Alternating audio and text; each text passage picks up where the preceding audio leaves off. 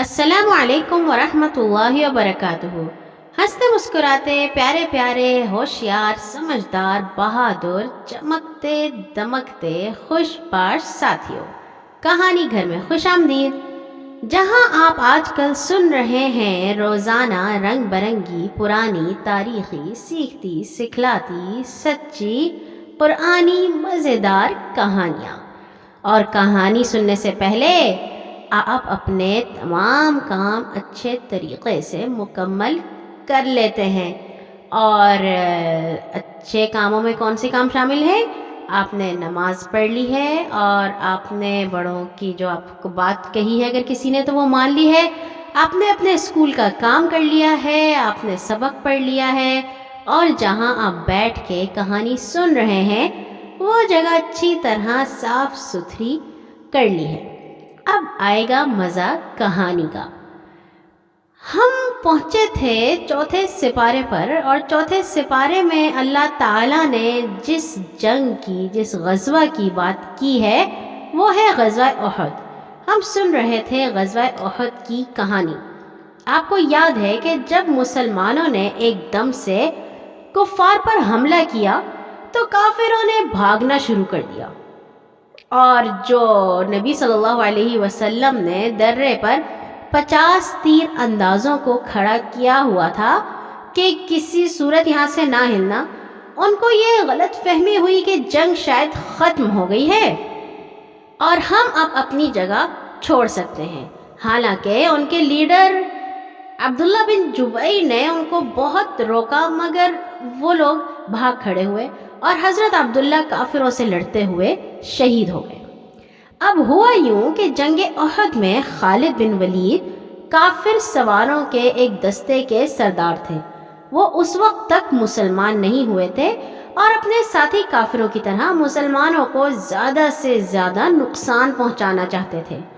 اور یہ تو آپ جانتے ہی ہیں کہ خالد بن ولید کی جنگی مہارت اور چال بہت ہی اچھی تھی۔ انہوں نے جو یہ دیکھا کہ مسلمان تیر انداز پہاڑ کے درے سے ہٹ گئے ہیں تو وہ چکر کاٹ کر پہاڑ کے دوسری طرف پہنچ گئے اور درے سے گزر کر مسلمانوں پر حملہ کر دیا۔ حضرت عبداللہ بن جبیر اور ان کے ان ساتھیوں نے جنہوں نے ان کا حکم مانا تھا کافروں کو روکنے کی کوشش کی، لیکن کامیاب نہ ہوئے۔ اچانک حملے سے مسلمان گھبرا گئے اور میدان چھوڑ کر بھاگنے لگے، اور یوں لڑائی کا رنگ بدل گیا۔ بھاگنے والے کافر رک گئے اور مسلمانوں کو قتل کرنے لگے۔ درے سے ہٹ جانے والے تیر اندازوں کی غلطی کی وجہ سے ایک بہت بڑا نقصان یہ ہوا کہ رسول اللہ صلی اللہ علیہ وسلم بھی زخمی ہو گئے، اور ایک کافر نے ان کو تلوار سے مارا جو ان کی لوہے کی ٹوپی یعنی خود پر زور سے پڑی اور اس کی کڑیاں مبارک چہرے میں گڑ گئیں، اور ایک کافر نے ان کو زور سے پتھر کھینچ کر مارا جس سے آپ کا 1 یا 2 دانت شہید ہو گئے۔ اب اس لڑائی میں مسلمانوں کے ہار جانے کا اندیشہ پیدا ہو گیا تھا، لیکن پھر مسلمانوں نے اپنی بگڑی ہوئی حالت کو سنبھال لیا اور کافر انہیں مکمل طور پر شکست نہ دے سکے۔ مسلمان ایک بار پھر مقابلہ کرنے لگے تو وہ لڑائی کے میدان سے بھاگ گئے۔ اللہ تعالیٰ نے کافروں کے دلوں میں یہ خوف ہی پیدا کر دیا کہ مسلمانوں کی مدد کے لیے مدینہ سے فوج آ رہی ہے۔ ابو سفیان نے بھاگتے بھاگتے یہ کہا کہ ہم اگلے سال اسی موسم میں پھر حملہ کریں گے۔ رسول اللہ صلی اللہ علیہ وسلم نے کچھ صحابہ کو یہ دیکھنے کے لیے ان کے پیچھے بھیجا کہ میدان جنگ سے بھاگ کر کافر مدینہ پر حملہ کرنے کا ارادہ تو نہیں رکھتے، مگر جب اطمینان ہو گیا کہ کافر واپس مکہ کی طرف ہی بھاگے ہیں تو نبی صلی اللہ علیہ وسلم بھی لڑائی کے میدان سے لوٹ آئے۔ اچھے ساتھیوں، اس جنگ میں 70 اور 80 کے درمیان مسلمان شہید ہوئے۔ جو کافر قتل ہوئے ان کی تعداد 23 یا 24 تھی۔ شہید ہونے والے مسلمانوں میں عرب کے مشہور بہادر اور نبی صلی اللہ علیہ وسلم کے پیارے چچا حضرت حمزہ بن عبد المطلب بھی تھے۔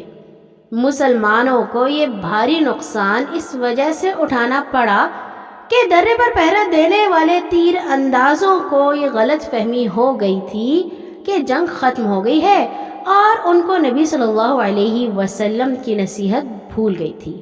اللہ تعالیٰ نے سورۃ آل عمران میں کہا ہے کہ اپنے سپہ سالار کا، اپنے حکمران کا حکم ماننا چاہیے، اور جو نبی صلی اللہ علیہ وسلم باتیں کریں ان پہ عمل کرنا چاہیے۔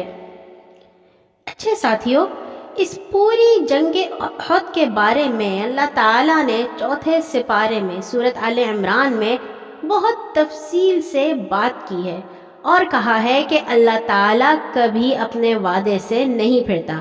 اللہ تعالیٰ نے وعدہ کیا ہے کہ مسلمان چاہے جتنے بھی کم ہوں، جتنے بھی کمزور ہوں، اللہ تعالیٰ ان کا ساتھ نہیں چھوڑے گا۔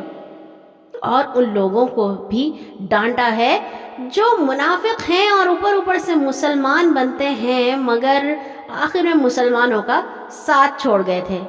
اللہ تعالیٰ نے کہا ہے کہ وہ مسلمانوں سے ناراض نہیں ہیں، وہ خوش ہیں، اور اس جنگ میں جو بھی کچھ ہوا اس کے بعد اللہ تعالیٰ نے انہیں بہت ہی اطمینان بخشا اور ان کو کہا کہ جو لوگ شہید ہو گئے ہیں ان کو ہم مردہ نہیں کہتے، بلکہ وہ اللہ تعالیٰ کے پاس ہمیشہ زندہ ہوتے ہیں۔ اور پھر وہ اتنے زیادہ خوش ہوتے ہیں جو جنگ میں شہید ہوتے ہیں کہ اللہ تعالیٰ نے انہیں بہت زیادہ نعمتیں دی ہیں، اور وہ لوگ جو جنگ میں جیت گئے اور جو شہید نہیں ہوئے ان سے بھی اللہ تعالیٰ خوش ہوئے ہیں اور کہا ہے کہ ہم آپ لوگوں کا ایمان زیادہ کر دیں گے۔ آپ سے جو غلطی ہوئی وہ جان بوجھ کے تو نہیں ہوئی تھی، اس لیے ہم آپ سے ناراض نہیں ہیں، لیکن آپ کو تھوڑا زیادہ چوکنا رہنے کی ضرورت ہے۔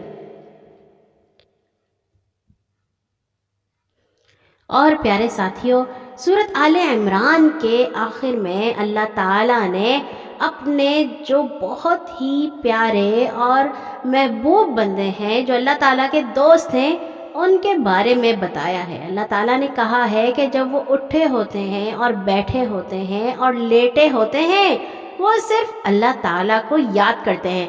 وہ کوئی بھی کام کر رہے ہوتے ہیں تو ان کے ذہن میں یہ بات ہوتی ہے کہ کیا یہ کام اللہ تعالیٰ کو پسند ہے، اور اگر نہیں پسند تو پھر کیا چیز اللہ تعالیٰ کو پسند ہے، اور جہاں انہیں لگتا ہے کہ وہ ایسا کام کرنے جا رہے ہیں جس سے اللہ تعالیٰ ناراض ہو سکتے ہیں تو وہ فوراً چھوڑ دیتے ہیں اور کہتے ہیں کہ اللہ تعالیٰ آپ ہمیں معاف کر دیجئے اور جنت میں ہمارا اچھا سا گھر بنا دیجئے۔ اللہ تعالیٰ ہمیں بھی ایسا ہی بنائے جیسا اس نے اپنے دوستوں اور اپنے پیارے بندوں کے بارے میں قرآن میں بتایا ہے۔ آج کے لیے اتنا ہی، کل ہم شروع کریں گے انشاءاللہ تعالیٰ سورۃ النساء اور 5واں سپارہ۔ ہر نماز کے بعد اپنے لیے اور تمام مسلمانوں کے لیے دعا کرنا مت بھولا کیجیے۔ اللہ حافظ۔